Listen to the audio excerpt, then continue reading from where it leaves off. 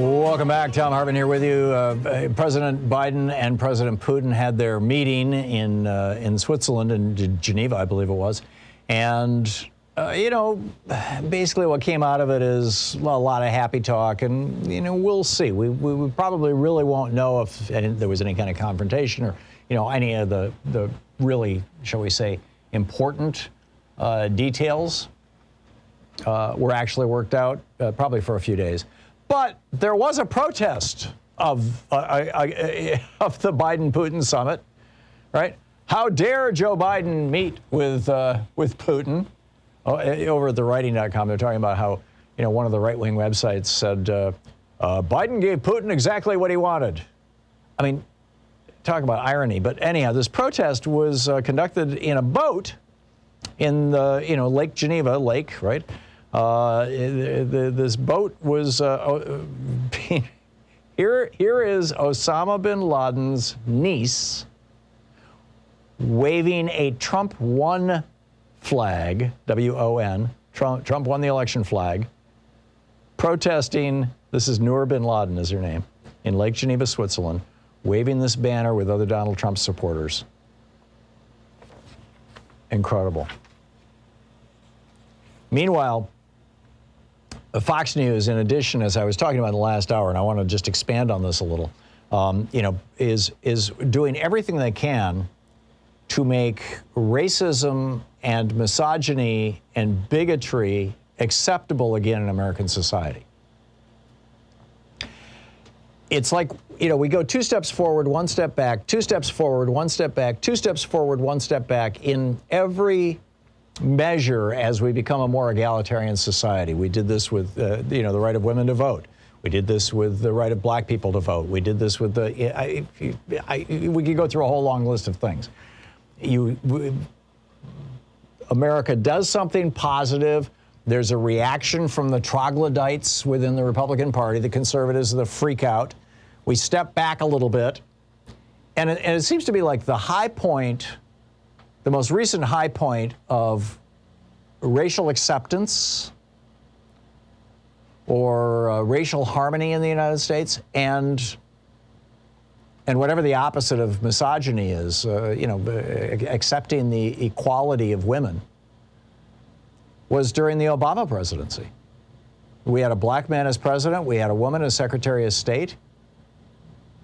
We had, obviously, we didn't have a woman as vice president, but hey, we had Joe Biden. He's president now. So along comes Fox now with, 1,000 mentions of critical race theory in almost every single context, every single time they mention it, pretending it's something, I have to tell you, prior to 6 months ago, I'd never heard of critical race theory. I mean, outside of the academic world and a few people who are involved in activism within the black community, this is a phrase that was largely, certainly among white people in America, it's a phrase that was completely unknown. And so Fox and the Republican Party look at this and say, hey, this has got the word race in it. It's got the word theory in it, like, Darwin's theory of evolution. People hate theories, and at least right-wingers do. And it's got the word critical, like they're trying to criticize us. So let's invent a meaning for it, which is exactly what Fox and the Republicans did. And not just Fox, I mean, the entire right-wing media sphere. And what does this do to America? I mean, is it possible that this could even lead us into a war? I'm not talking about a civil war. This is an amazing piece of research. This is a working paper on U.S. policy and racism. The racial attitudes of white people influence their support for military intervention abroad. I'm just quoting from this. White Americans, this is over at theconversation.com. The headline is Racial Bias Makes White Americans More Likely to Support Wars in Non-White Foreign Countries. It's a new study. Quote, white Americans who hold racist beliefs are significantly more likely to endorse aggressive military interventions instead of diplomacy or economic strategies in foreign countries at odds with the United States if the residents of those countries are perceived as non-white. They add, this is particularly true when it comes to China. They examined 30 years of public opinion data collected by one of the nation's longest national public opinion surveys, the American National Election Survey. They looked at answers by white Americans from 1986 to 2016. And what they found was people with racist attitudes favored more aggressive actions against non-white countries.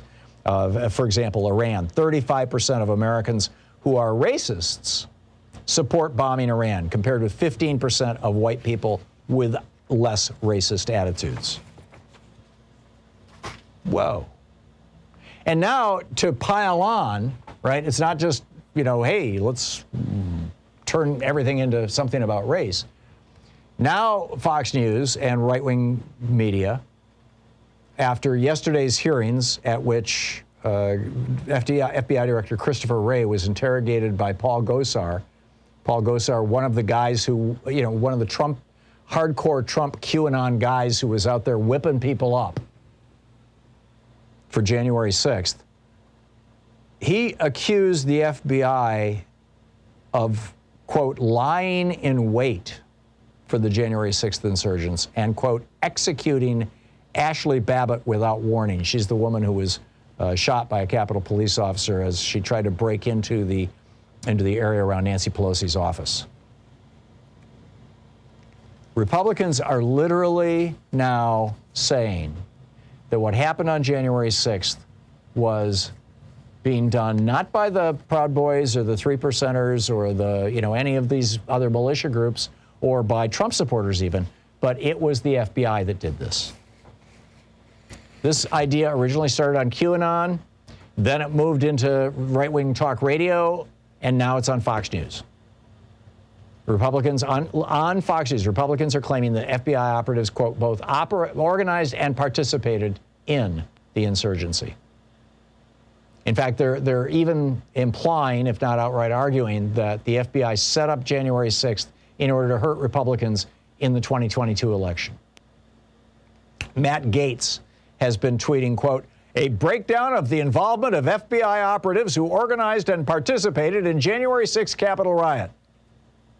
Marjorie Taylor Greene tweeted a demand for the names of the FBI operatives who were involved in organizing and carrying out the January 6th Capitol riot. She adds, it was a deep state attack. And then on Tucker Carlson, this is breathtaking. Strangely, Tucker says, some of the key people who participated on January 6th have not been charged. Look at the document. The government calls those people unindicted co-conspirators. What does that mean? It means that in every single case, they were potentially FBI officers. Really? In the Capitol on January 6th. Notice he inserted the word potentially. In other words, he doesn't have a friggin' clue. And then he goes on to say, for example, one of those unindicted co-conspirators is someone government documents identify only as person 2. According to those documents, person 2 stayed in the same hotel room as a man named Thomas Caldwell, an insurrectionist, a man alleged to be a member of the Oath Keepers. Person 2 and person 3 were organizers of the riot. The government knows who they are, but the government has not charged them. You know why? Says Tucker Carlson. They were almost certainly working for the FBI. Well, if you actually read the documents, you can see who person 2 was. It was Thomas Caldwell's wife. That's why she stayed in the hotel room while he went and invaded the Capitol, because, she was just there as his wife. Hey, honey, let's take a vacation to D.C. I've got a little invading the Capitol to do, and you can watch TV. I mean, this is desperate and destructive and dangerous. By the way, good chunks of what I was reading to you were from a piece that Mark Sumner over at Daily Kos wrote, dailykos.com. The headline, Fox spreading claim that the FBI planned and executed January 6th insurgency to set up Trump supporters. And of course, there'll be a link to it in our newsletter today that Sue will push out to you if you would like, if you subscribe. That's over at thomhartmann.com.